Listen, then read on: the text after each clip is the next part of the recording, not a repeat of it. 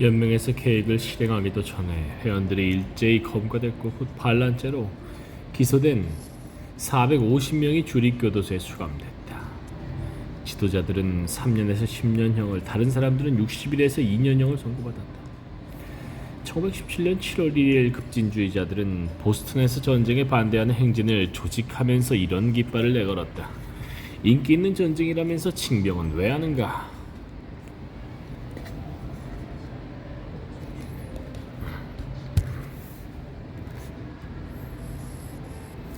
파나마로 훔친 자는 누구인가? IT를 짓뭉갠 자 누구인가?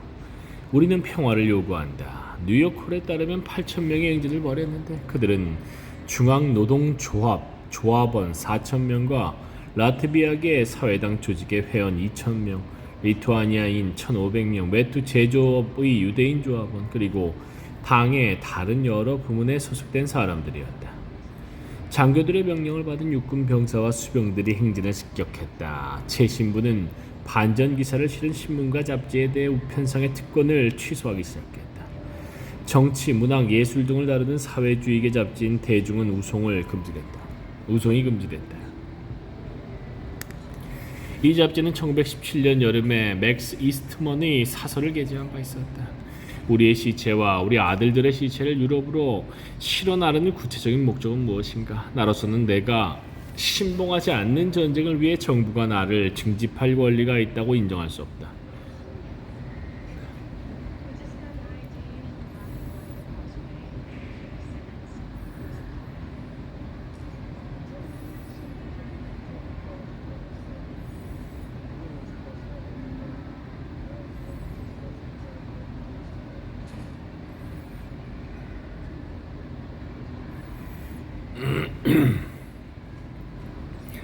최 신부는 반전 기사를 실은 신문과 잡지에 대해 우편상의 특권을 취소하기 시작했다. 정치, 문화, 예술 등을 다루는 사회주의계 잡지인 대중은 우송이 금지됐다. 이 잡지는 1917년 여름에 맥스 이스트먼의 사설을 게재한 바 있었다.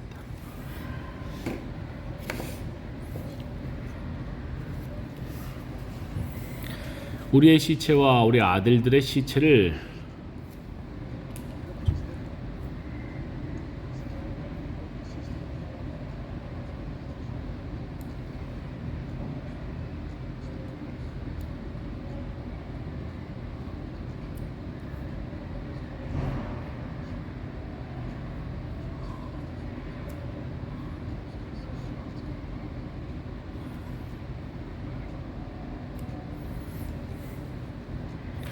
우리의 시체와 우리 아들들의 시체를 유럽으로 실어 나르는 구체적인 목적은 무엇인가? 나로서는 내가 신봉하지 않는 전쟁을 위해 정부가 나를 징집할 권리가 있다고 인정할 수 없다.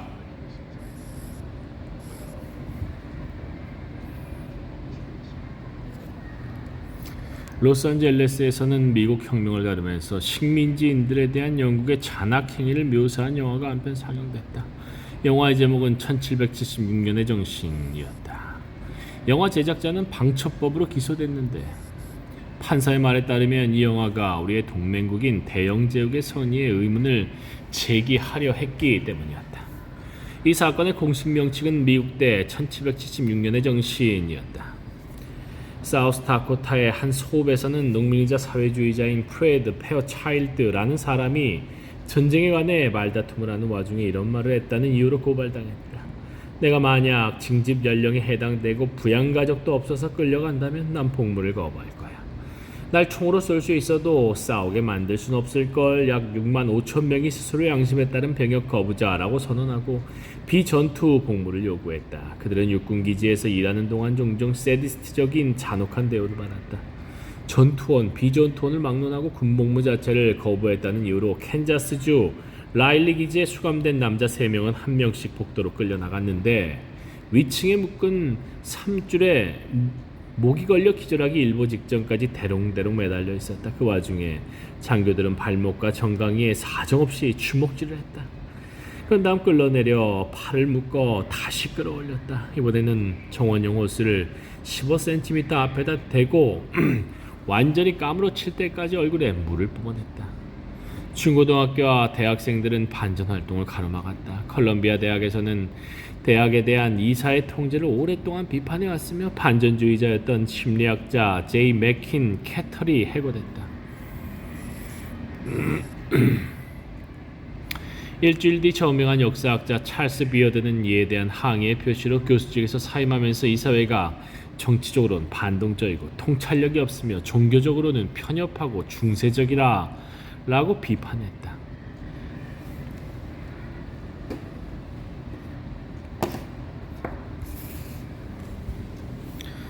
하원에서도 몇 사람이 전쟁에 반대했다. 최초의 여성 하원 의원 저넷 랭킨은 선전포고에 관한 호명 표결에서 자신의 이름이 불렸지만 대답하지 않았다. 전쟁 찬성론자인 하원의 노련한 정치인 한 명이 랭킨에게 다가가 귓속말을 했다. 여보, 당신은 투표를 안 할 수가 없어. 당신은 이 나라 여성을 대표하는 거라고. 다시 호명되자 랭킨은 자리를 박차고 일어났다. 저는 제 조국을 지지하지만 전쟁에 표를 던질 수는 없습니다. 저는 반대표를 던집니다. 당시에 인기가 있었던 노래는 내 아들을 병사로 키우진 않았다네 였다. 그러나 유럽에서는 이라든가 위대한 우리의 깃발이여 자니아 총을 들어라 같은 노래에 압도당했다. 사회당한 케이트 리처드 오헤어는 1917년 7월에 노스다코타에서 연설을 했는데 보도에 따르면 이렇게 말했다고 한다. 미국의 여성들은 자식을 키워 군대에 보내고 그 자신은 필요가 되어버리는 씨바지 돼지 이상도 이하도 아닙니다. 오헤어는 체포되어 재판에서 유죄를 판결받고 미주리 주립교도소에서 5년형을 선고받았다. 감옥에서도 오헤어는 싸움을 계속했다. 간방 꼭대기에 있는 창문이 항상 닫혀있어 동료 죄수들과 함께 환기를 시켜달라고 항의했을 때 간수들은 벌을 주려고 오헤어를 복도로 끌어냈다. 오헤어는 손에 시집 한 권을 들고 있었는데 끌려 나오는 순간 시집을 창문에 던져 유리창을 깨뜨렸고 신선한 공기가 불어오자 동료들은 환호성을 질렀다.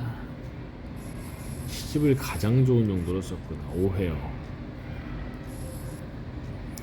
에마 골드먼과 동료 무정부주의자 알렉산더 버크만, 그는 이미 펜실베니아에서 14년 동안 수감된 적이 있었고 골드먼은 블랙웰즈 아일랜드 교도소에서 1년을 목욕했었다. 버크먼은 징병에 반대했다는 이유로 징역형을 선고받았다. 골드먼은 배시몬에게 말했다. 사실 우리의 민주주의가 이토록 빈곤한 상태에서 어떻게 세계의 민주주의를 보급할 수 있단 말입니까?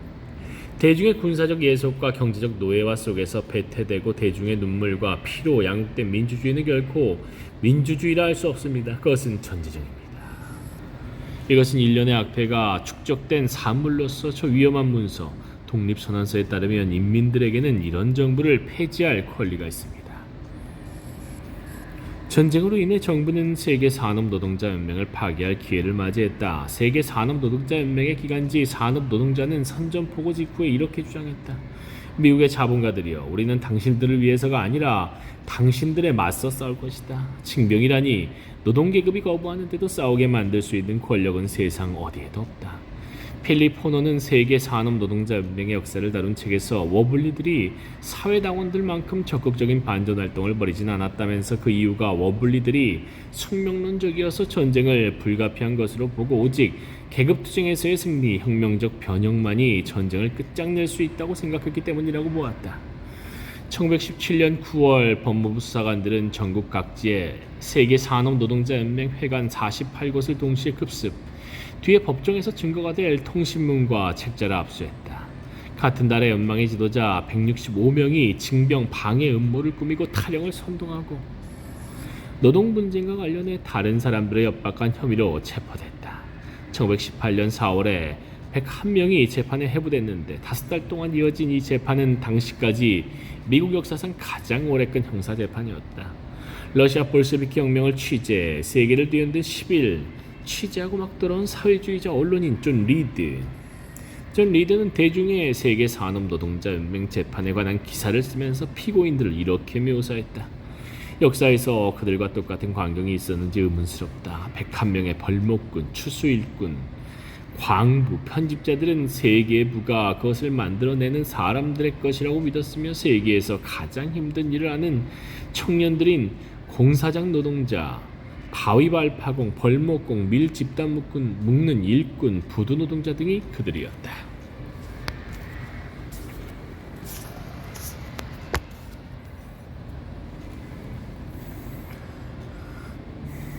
세계 산업노동자연맹 사람들은 재판정을 자신들의 활동과 이념을 밝히는 장소로 활용했다. 거인 빌 헤이우드를 비롯한 61명이 증언대에 서서 3일 동안 증언을 했다. 한 조합원은 법정에서 이렇게 말했다. 여러분은 세계 산업노동자연맹이 왜 미국에 애국하지 않느냐고 묻고 있습니다. 여러분이 담요 한 장 없이 없는 불황자라면 아내와 아이들을 남겨두고 서부로 일자리를 찾아 떠난 뒤로 가족이 어디 사는지 소식조차 듣지 못했다.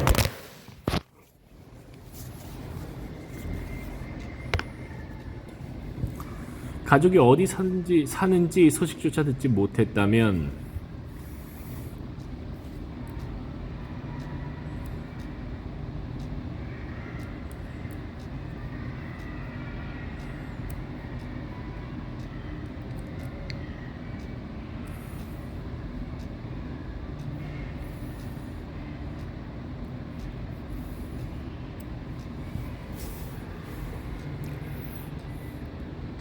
하는 일이 일정치 못해 투표할 자격을 가질 만큼 한 곳에 오래 머무르지 못한다면 이가 들끓는 으스스한 막노동자 합숙소에 잠을 자면서 저들이 주는 최대한 큰 탈이 나지 않을 정도로만 썩어버린 음식을 먹는다면 보안간부들이 구멍이 숭숭 뚫린 조리용 깡통에 총을 쏴 그나마 입에 풀칠할 음식이 땅에 쏟아진다면 고용주들이 당신을 굴복시키려고 생각해서 임금을 깎아버린다면 포드와 서와 무니에게 적용되는 법이 해리 소에게 적용되는 법과 다르다면 법과 질서와 국가를 대표하는 모든 사람들이 당신을 기습해서 누명을 씌워 감옥에 쳐넣고 선한 기독교인들이 환호하며 세차게 공격하라고 말한다면 도대체 여러분은 어떻게 애국심을 가질 수 있겠습니까?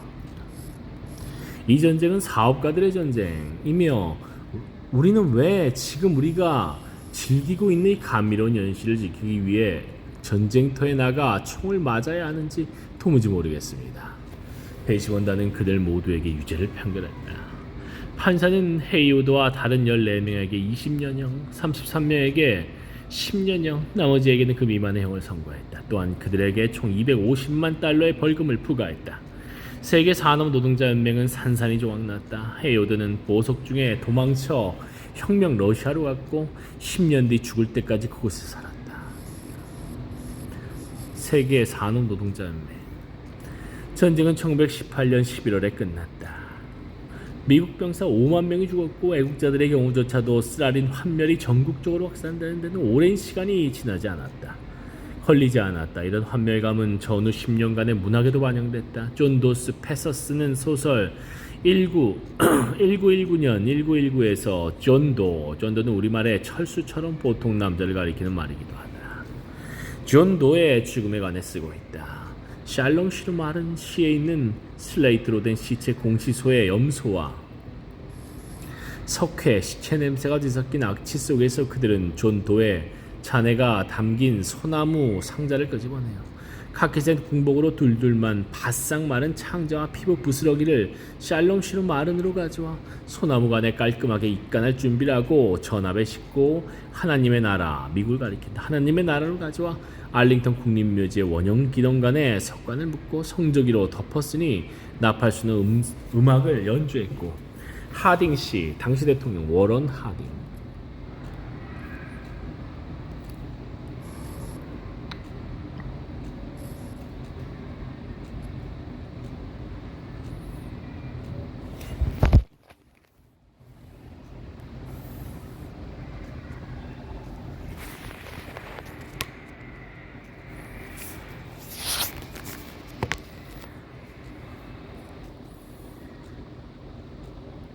워런 하딩 씨가 하나님께 기도드리고 워싱턴 포스트에 사교단에서 튀어나온 외교관과 장성과 제독과 재계 거물과 정치인들과 말쑥하게 차려입은 숙녀들이 엄숙하게 기립한 채로 나팔수가 연주하는 성조기로 지킨 미국이 얼마나 신금을 자아내는지 생각하는 동안 세 차례 조포가 그들에게 윗전을 올렸다. 존도의 가슴이 있어야 할 자리에 그들은 명예 훈장을 달아줬고 어니스트 해밍웨이는 무기여 자리서라를 집필할 것이었다. 몇 년 뒤에 어윈 쇼라는 대학생이 죽은 자들을 묻어라 라는 희곡을 쓰게 될 터였다. 헐리우드의 극작가 돌턴 트럼보는 제1차 세계대전의 전장에서 몸통과 머리만을 가진 채 살아남은 한 병사에 관한 강렬하고 오싹한 반전소설 짠이 총을 들다를 쓰게 된다. 포드 매덕스 포드는 열병은 이제 그만을 썼다. 전시에 있었던 투옥과 위협, 국민적 단합을 위한 대공세에도 불구하고 전쟁이 끝났을 때 기존 체제는 여전히 사회주의를 두려워했다.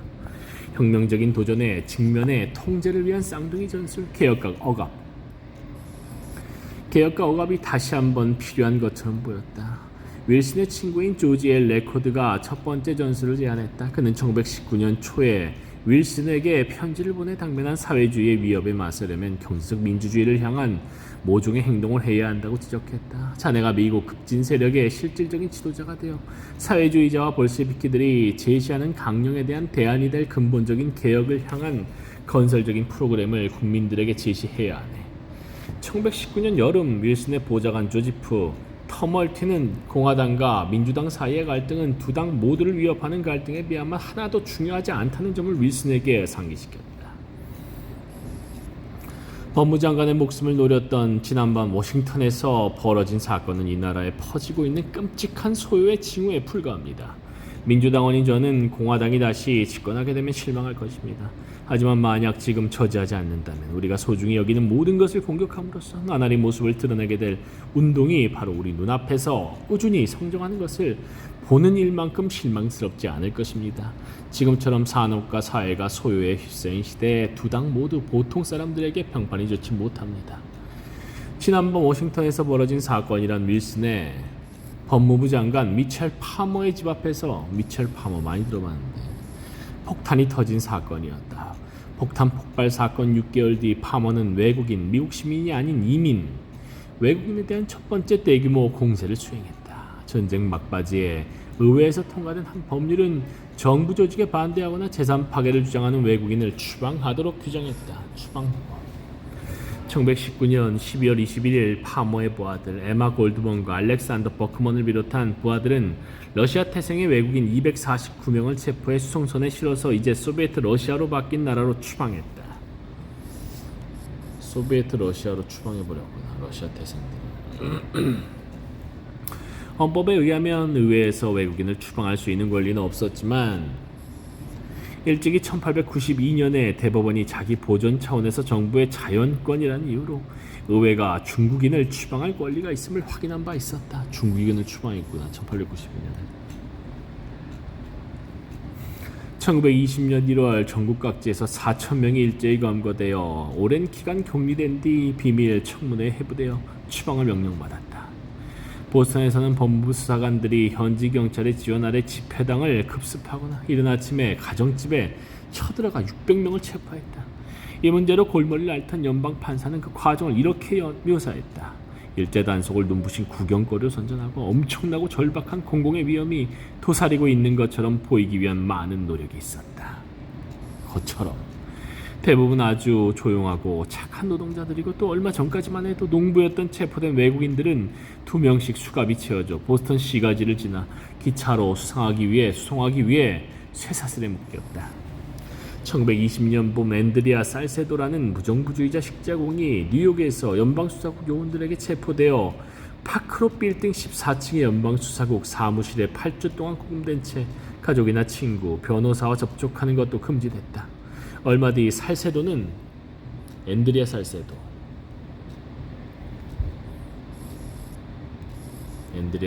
무정부주의자 식자공. 얼마 뒤 살세도는 빌딩 아래 인도에서 산산이 묻어진 시체로 발견됐고 연방수사국은 그가 14층 건물에서 뛰어내려 자살했다고 말했다.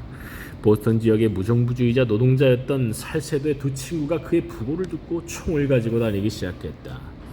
살세도의 두 친구, 식자공이구나.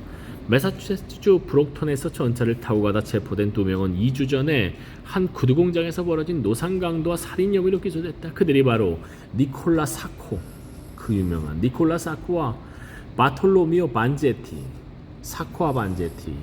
바톨로미오 반제티였다. 사코와 반제티가 재판에서 유죄를 판결받고 감옥에서 7년 동안 항소를 계속하는 동안 미국 전역과 세계 각지의 사람들이 그들의 사건에 휘말리게 됐다. 재판 기록과 주변 상황을 살펴보면 사코와 반제티가 사형을 선고받은 이유는 그들이 무정부주의자이자 외국인이었기 때문임을 알 수 있다. 1927년 8월 경찰이 시위 행렬과 파업 대오를 체포와 구타로 해산시키고 군대가 감옥을 에워싼 가운데 두 사람은 전기의자에서 사형을 1927년 사코와 반제티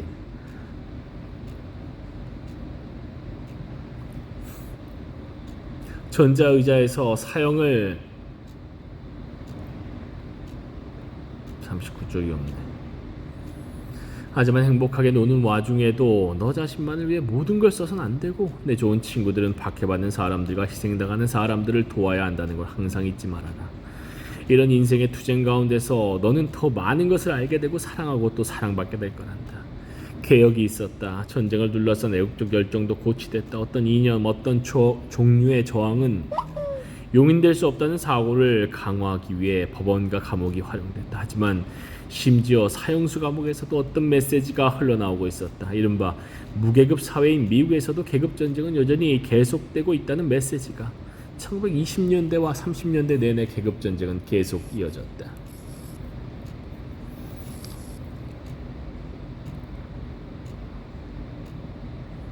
여기 있네. 어려운 시절의 자조. 전쟁이 아직 끝나지 않은 1919년 2월에 세계 산업노동자연맹 지도자들은 감옥에 있었지만 10만 명의 노동자가 동맹 파업을 벌여 5일 동안 도시를 완전히 마비시킨 워싱턴주 시애틀에서 총파업이라는 연맹의 이념은 현실이 됐다. 총파업의 실현. 총파업은 3만 5천 명의 조선소 노동자들이 임금 인상을 요구하며 파업을 벌이면서 시작됐다. 조선소 노동자들의 지원 요청을 받은 시애틀 중앙노동협의회는 도시 전역에 파업을 권고했고 2주 만에 110개 지부, 대부분 미국 노동연맹 지부였고 세계 산업노동자연맹 지부는 소수에 불과했다. 110개 지부가 파업을 결의했다. 파업에 참여한 각 지부는 기층 조합원들을 3명씩 선출, 총파업위원회를 구성했고 1919년 2월 6일 오전 10시에 파업을 시작했다. 단계를 이루기는 쉽지 않았다. 세계 산업노동자연맹 지부들은 미국 노동자연맹 지부들과 긴장관계에 있었다. 일본인 지부들은 총파업위원회에 참여할 수는 있었지만 의결권을 얻지 못했다. 그럼에도 6만 명의 조합원이 파업을 벌였고 4만 명이 동조했다. 시애틀 노동자들은 급진적인 전통을 갖고 있었다. 전쟁 기간에는 사회주의자였던 시애틀 미국 노동연맹 의장이 징병에 반대했다는 이유로 투옥되어 고문을 받자 이에 항의해 도심에서 대규모 노동자 집회가 열리기도 했다. 도시는 이제 파업 노동자들이 필수 업무를 제공하기 위해 조직한 활동을 제외하고는 완전히 기능이 정지됐다. 소방수들은 계속 일을 하는 때 동의했다. 세탁 노동자들은 병원 세탁물만 취급했다. 운행 승인을 받은 차량들은 총파업위원회에서 인가함이라는 표시를 붙이고 다녔다. 구역마다 35개의 우유 배급소가 세워졌다. 매일 3만 명분의 식사가 대규모 치사장에서 조리되어 시 전역의 회관으로 배달됐고 파업 노동자는 한 끼당 25센트, 일반인은 35센트를 내고 카페테리아식으로 식사를 했다. 비프 스튜, 스파게티, 빵, 커피 등을 먹고 싶은 만큼 먹을 수 있었다. 질서를 유지하기 위해 참전용사 노동자 경비대가 조직됐다. 경비대 본부 한 곳의 칠판이 이렇게 쓰여 있었다. 본 조직의 목적은 무력을 사용하지 않고 법과 질서를 유지하는 것이다. 어떤 자원자도 경찰력을 사용하거나 일체의 무기를 소지하지 못하면 오직 설득만을 할 수 있다.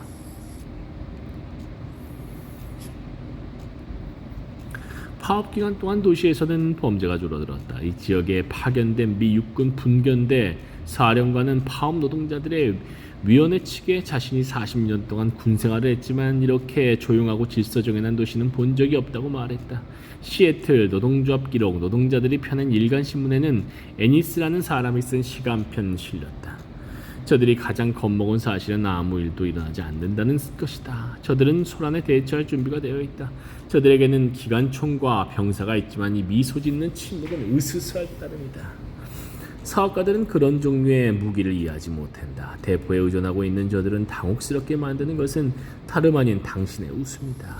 형제여, 파업위원회에서 인가함이라는 표지를 달고 거리를 지나가는 차는 쓰레기차, 우유 배급사는 나날이 좋아지고 300명의 전쟁 용사 노동자들은 총도 들지 않고 군중을 통제한 이런 상황은 저들의 집에서는 느낄 수 없는 새로운 권력과 새로운 세계를 말해준다. 시장은 대부분 워싱턴 대학 학생인 2,400명의 특별위원을 선서 취임시켰다. 연방정부는 거의 1,000명에 이르는 수병과 해병대를 도시로 진입시켰다. 총파업은 5일 만에 끝났는데 총파업위원회에 따르면 폐쇄된 도시에서 생활하기 어려웠을 뿐만 아니라 여러 노동조합의 전국 임원들로부터 압력이 있었기 때문이다. 역시 생산 현장에서의 투쟁의 한계야. 개기기가 힘들어. 버티기도 힘들고. 파업은 평화적이었다. 그러나 파업이 시작 끝나자 사회당 본부와 인쇄소에 대한 습격과 체포가 진행됐다. 평화적이었음에도 세계산업노동자연맹 조합원 39명이 무정부 상태를 야기한 주모자로 투옥됐다. 세계산업노동자연맹이 제재 노동자들을 조직하고 있던 워싱턴주 센트레 일리아에서는 제재 업계가 연맹을 제거하기 위한 계획을 세웠다. 휴전기념일은 1919년 11월 11일 제양 군인회에서 고무호스와 가스관을 들고 도심에서 행진을 벌였고 연맹은 습격에 대비했다. 행진 대열이 연맹 회관을 지나는 와중에 총성이 울렸다. 누가 먼저 발포했는지는 분명치 않다. 제양군인들이 회관으로 돌격하자 총격전은 더 심해졌고 제양군인 3명이 사망했다. 연맹 전국 지도자들이 전쟁 수행을 방해했다는 죄로 재판을 받는 동안 본부 안에서는 프랑스에서 병사로 복무했던 연맹 조합원인 프랭크 에버레트라는 제재 노동자가 있었다. 에버레트는 군복 차림에 라이플 총을 갖고 있었다. 군중을 향해 있는 대로 총알을 다 쏜 에버레트가 총을 버리고 숲으로 도망치자 폭도들이 뒤를 쫓았다. 에버레트는 강물로 뛰어들었으나 물살이 너무 센 걸 깨닫고는 뒤로 돌아 맨 앞에서 쫓아오는 남자를 사살한 뒤 총을 강물에 던지고 주먹으로 폭도들과 맞섰다.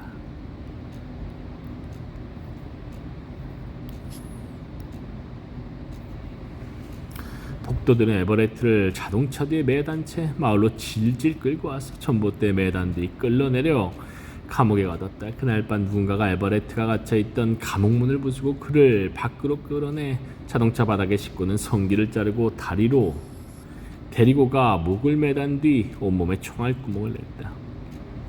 에버레트의 살인자로 체포된 사람은 아무도 없었지만 행진 중에 제양군인의 지도자를 살해한 죄로 워블리 11명이 재판에 회부되어 워블리가 뭐야? 그중 6명이 15년 감옥에서 보냈다. 총파업에 대해 워블리들의 조직화에 대해 왜 그런 반응을 보였을까? 시애틀 시장이 발표했던 한 성명서를 보면 기존 체제가 파업 자체만이 아니라 파업으로 상징되는 모든 것을 우려하고 있었다는 사실을 알 수 있다. 시장은 이렇게 말했다. 이른바 시애틀 동조 파업은 혁명기도였습니다. 폭력 사태가 없었다고 해서 이런 사실이 바뀌진 않습니다. 공근하게 또는 은밀하게 포명된 목적은 산업체계를 전복하기 위함이었습니다. 우선 이곳에서 그리고 다음에는 모든 곳에서 말입니다. 그렇습니다. 총포의 성광이나 폭탄, 살인은 전혀 없었습니다. 거듭말하건대 혁명에는 폭력이 필요하지 않습니다. 시애틀에서 있었던 것처럼 총파업 그 자체가 혁명의 무기이며 조용하기 때문에 훨씬 더 위험한 무기입니다. 총파업은 성공을 거두기 위해 모든 것을 정지시켜야 합니다. 공동체적 삶의 흐름 전체를 중단시켜야 하는 것입니다. 다시 말해 총파업은 정부의 기능을 마비시킵니다. 그리고 반란의 목표 역시 그런 것입니다. 어떻게 성공하든 말입니다. 더구나 시애틀 총파업은 전 세계에서 벌어지던 전후 반란의 물결이 한창인 가운데 일어난 것이었다. 더 네이션의 한 기자는 그 애를 이렇게 논평했다. 오늘날의 가장 독특한 현상은 기층의 반란이 유례없이 벌어지고 있다는 점에 있다. 러시아에서는 짜르를 폐위시켰고 조선과 인도, 이집트, 아일랜드에서는 폭정에 맞서 단호한 저항을 계속하고 있다. 영국에서는 기층 노동자들이 노동조합 간부들의 결정에 불복해 철도 파업을 일으켰다. 시애틀과 샌프란시스코에서는 최근 항만 노동자들이 소비에트 정부를 전복하려는 목적으로 수송되는 무기와 군수품의 적재를 거부하는 사태가 벌어졌다. 일리노이의 한 지방에서는 파업 강부들의 결의안을 통해 주 집행부를 향해 지옥에 나가라라고 만장일치로 선포함으로써 기층 노동자들이 모습을 드러냈다. 곰퍼스 씨에 따르면 피츠버그에서는 기층 노동자들이 파업을 꺼리는 미국 노동연맹 간부들로 하여금 세계 산업노동자연맹이나 다른 급진파의 수중에 통제권이 넘어가지 않도록 철강 파업을 선포하도록 강요했다. 뉴욕에서는 기층 조합원들이 부도 노동자 파업을 일으키고 노조 간부들을 무시한 채 파업을 계속했으며 인쇄업종에서도 고용주들과 매우 친한 사이인 전국 임원들조차 전혀 통제할 수 없는 소요가 일어났다. 낡은 지도부에 대한 신뢰를 잃어버린 일반 노동자는 이제 새로운 자신감, 아니 적어도 새로운 대담성, 즉 스스로 기회를 잡을 수 있다는 각오를 경험하게 됐으며 이제 위로부터 권위를 부과할 수 없게 됐다. 아래로부터 자동적으로 권위가 만들어진 것이다. 1919년 서부 펜실베니아의 철도 공장들에서는 일주일에 6일, 하루에 12시간 동안 엄청난 열기 속에서 고된 노동을 하는 10만 명의 노동자가 미국 노동연맹에 갖기다는 20개 직능별 조합에 가입하고 있었다. 조직화 사업을 거쳐서 이 노동자들을 한데 묶으려고 노력하던 전국위원회는 1919년 여름에 그들은 만약 우리가 그들을 위해 무언가를 하지 않는다면 그들 스스로 문제를 해결할 것이라고 알리고 다닌다는 사실을 알게 됐다. 전국협의회는 존스타운 철강 노동자 협의회로부터 날아온 것과 같은 정보가 속속 들어오고 있었다. 전국위원회에서 이번 주 안으로 전국 파업 표결안을 승인하지 않는다면 우리는 이곳에서 독자적으로 파업을 진행할 수밖에 없습니다. 윌리엄 G. 포스터, 뒤에 공산당 지도자로 된 인물로 당시에는 전국위원회에서 조직화를 담당하는 회계 간사였다는 포스터는 영스타운 지역의 조직가들로부터 정보 한 장을 받았다. 파업을 연기할 경우 우리를 배신자로 간주할 분노한 노동자들을 만족시킬 수 없을 것입니다. 우드로 윌슨 대통령과 미국 노동연맹 의장 세무얼 콤퍼스로부터 파업을 연기하라는 압력이 있었다. 그러나 철강 노동자들은 끈질겼고 1919년 9월에 10만 명의 조합원뿐만 아니라 25만 명의 비조합원까지 파업에 들어갔다. 엘러게이니 군의 보안관은 파업에 가담하지 않은 US 철강 회사의 직원 5천 명을 보안관보로 임명하고 5개 집회를 금지한다고 발표했다. 당시 작성된 범교파 세계운동의 한 보고서는 이렇게 말한다.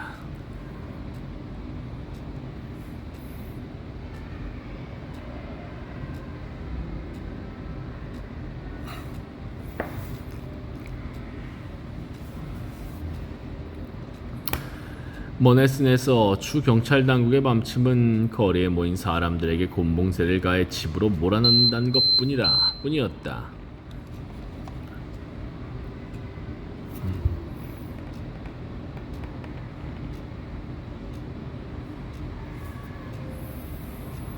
브래덕에서는 파업 노동자 한 명이 거리에서 곤봉에 구타당한 뒤 간방에 갇혀 그날 밤을 보냈다. 뉴캐슬에서 체포된 사람들 대부분은 파업이 끝날 때까지 석방되지 못했다. 법무부가 개입, 외국인 노동자들을 급습해 추방하기 위해 구금했다. 인디애나주 게리에는 연방군이 투입됐다. 다른 요인들도 파업 노동자들에게 불리하게 적용됐다. 파업 노동자들은 대부분 최근 이민 온 사람들로 다양한 국적의 언어도 서로 달랐다.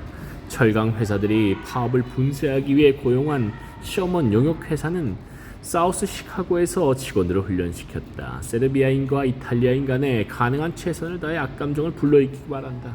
이탈리아인들이 일터로 복귀하려 한다는 정보를 세르비아인들에게 퍼뜨려라. 당장 복귀하지 않으면 이탈리아인들이 그들의 일자리를 빼앗을 것이라고 자극하라. 3천여 명의 흑인이 파업 파괴자로 지역에 유입됐다. 흑인 노동자들은 미국 노동연맹의 조합에서 배제당하고 있었으므로 노동조합에 아무런 충성심도 느끼지 않았다. 파업이 아무런 성과도 없이 계속됨에 따라 패배감이 확산됐고 노동자들이 하나둘씩 일터로 복귀하기 시작했다. 10주가 지나면서 파업 노동자의 수는 11만으로 줄어들었고 전국위원회는 파업 중단을 선언했다. 전쟁이 끝난 이듬해 뉴잉글랜드와 뉴저지에서 서민 노동자 12만 명이 파업을 벌였고 뉴저지주 패터슨에서는 실크 노동자 3만 명이 파업에 돌입했다. 보스턴에서는 경찰이 파업을 벌이고 뉴욕시에서는 담배공, 셔츠 제조공, 목수, 제빵공, 트럭 운전사, 이발사 등이 파업에 들어갔다. 시카고의 언론은 일찍 보지 못한 파업과 직장 폐쇄가 한꺼번에 일어나 여름과 한여름의 열기를 더욱 뜨겁게 만들고 있었다고 보도했다. 인터내셔널 수학기 회사의 노동자 5천 명과 시 노동자 5천 명이 거리로 몰려 나왔다. 그러나 1920년대가 시작되면서 상황은 진정된 것처럼 보였다. 세계 산업노동자연맹은 파괴됐고 사회당은 분열됐다. 사회당 분열. 파업은 무력으로 분쇄됐고 경제는 대중의 반란을 방지하기에 충분한 딱 그만큼의 사람들에게만 호전되고 있었다.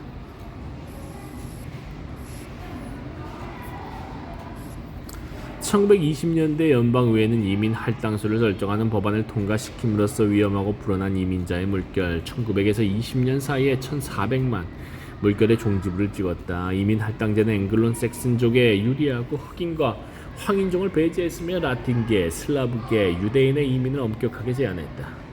아프리카 국가는 100명 이상을 보낼 수 없었고 중국, 불가리아, 팔레스타인은 100명이 상한선이었으며 영국이나 북아일랜드에서는 34,007명이 이민할 수 있었던데 반해 이탈리아에서는 3,845명밖에 올 수 없었고 독일이 51,227명인데 반해 라토아니아는 124명뿐이었다.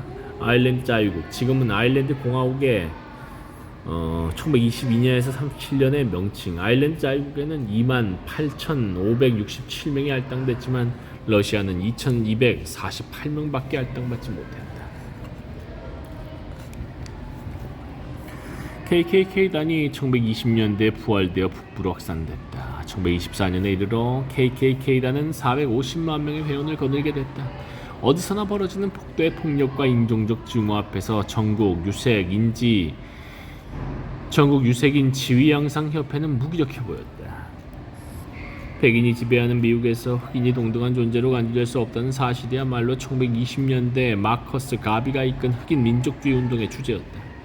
가비는 흑인의 자부심과 인종분리 그리고 자신이 보기에 흑인의 단결과 생존을 위한 유일한 희망인 아프리카로의 복귀를 설파했다. 그러나 가비의 운동은 비록 일부 흑인에게 영감을 주긴 했으나 전후 10년간의 강력한 백인 우월주의의 흐름에 맞서 많은 진척을 이룰 수는 없었다. 1920년대를 번영과 흥겨움의 시대, 재즈의 시대, 광란의 20년대를 묘사한 주류의 서술에는 모종의 진실이 있었다. 실업자는 1921년에 427만 명에서 1927년에 200만 명을 약간 상회하는 수로 감소됐다. 노동자들의 전반적인 임금 수준도 올라갔다. 일부 농민은 많은 수를 벌기도 했다. 연간 2,000달러 이상의 소득을 올리는 전체 가구의 40%는 자동차, 라디오, 냉장고 등 새로운 도구를 살 수 있었다. 수백만 명이 궁색하지 않은 삶을 살고 있었고 그들은 다른 사람들, 흑인 및 백인 소장농, 일자리가 없거나 있다 해도 생필품을 구할 만한 돈조차 벌지 못하는 대도시의 이민자 가족의 모습에 눈을 감을 수 있었다. 그러나 번영은 상층부에 집중됐다. 1922년에서 29년 사이에 제조업 실질 임금이 연간 1인당 1.4% 상승한 데 반해 보통주 소유자들은 매년 16.4%의 이익을 얻었다. 600만 가구, 전체 가구의 42%, 600만 가구가 연간 1,000달러 이하의 소득을 벌었다. 브루킹즈 연구소의 한 보고에 따르면 최상층 0.1%의 가구가 최하층 42%의 총합과 맞먹는 소득을 올렸다.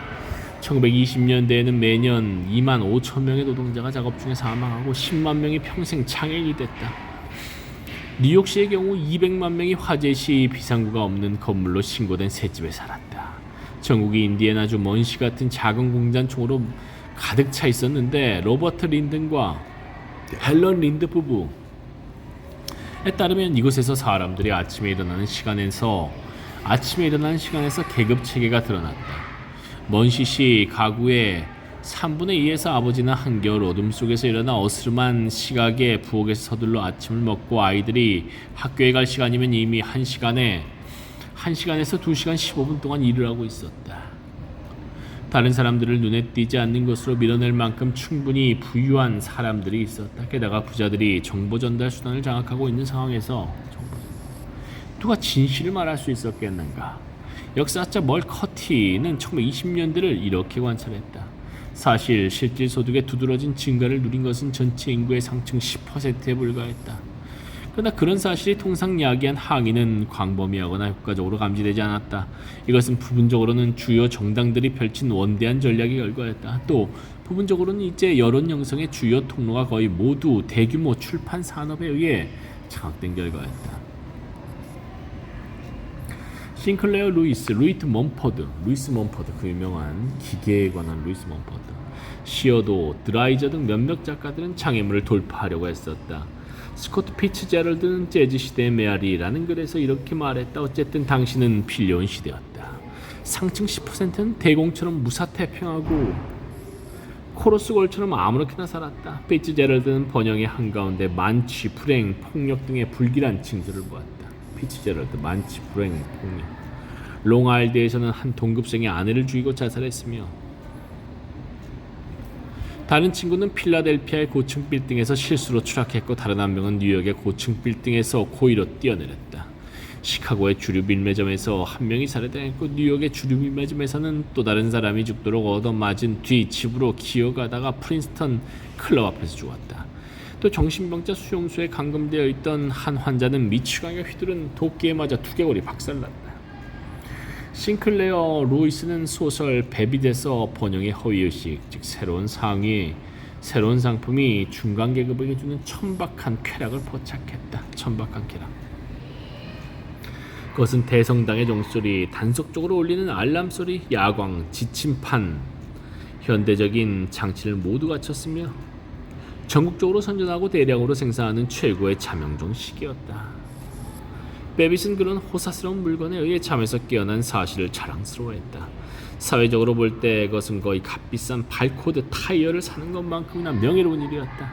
베빗은 이제 탈출구가 없다는 사실을 언짢은 기분으로 받아들였지만 치료하기 짝이 없는 부동산업이 혐오스러웠고 자기 가족도 싫어졌으며 가족을 싫어하는 자기 자신도 싫어졌다. 오랜 선전 활동의 결과 1920년대 마침내 헌법 수정조항 19조가 통과됨으로써 여성들은 투표권을 획득했지만 투표행위는 여전히 중간계급과 상층계급의 일이었다.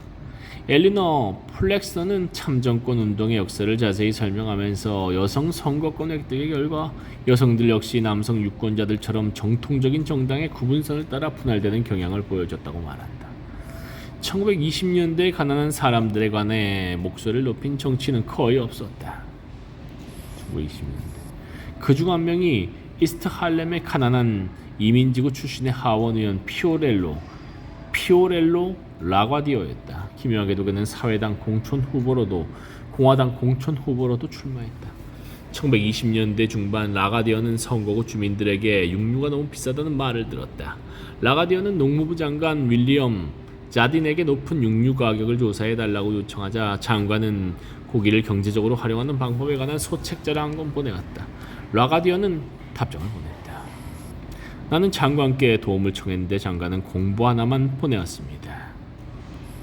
뉴욕시 주민들이 농무부의 공보로 아이들을 먹일 수는 없는 노릇입니다. 장관의 공보물은 이 거대한 도시의 빈민가 주민들에게는 아무 소용이 없습니다. 뉴욕의 가정주부들은 어려운 경험을 통해 고기를 요령있게 활용하는 방법을 이미 익혔습니다.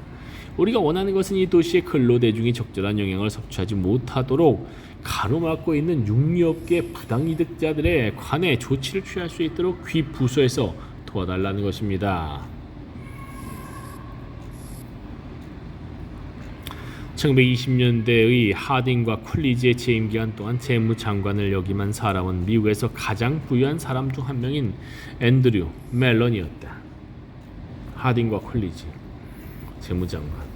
1920년 최하위 소득 집단의 세율이 4%에서 3%로 인하되는데 반해 최상위 소득 계층은 50%에서 25%로 인하된다는 것을 제외하고는 전반적인 소득세 인하안처럼 보이는 멜런 계획이 의회에 제출됐다.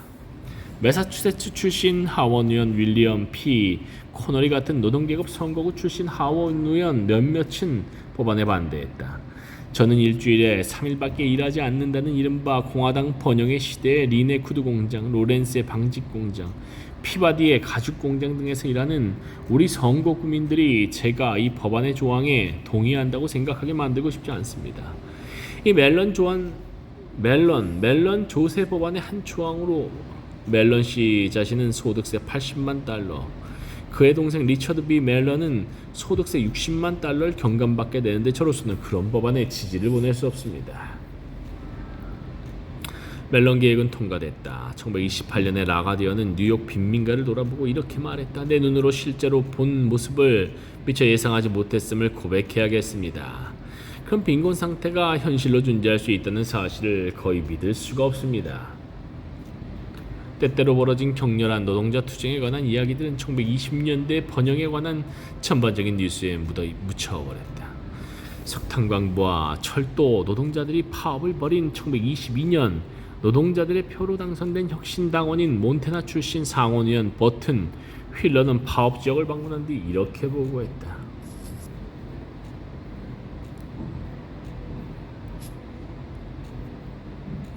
저는 탄광회사에 의해 집에서 쫓겨난 여자들의 비통한 이야기를 하루 종일 들었습니다. 빵을 달라고 부르짖는 어린아이들의 가엾은 호소도 들었습니다. 청원경찰에게 야만적으로 구타당하는 남자들의 놀랍기 그지없는 이야기를 들을 때는 그저 대경실색해서 서 있었습니다. 그것은 충격적이고 괴로운 경험이었습니다.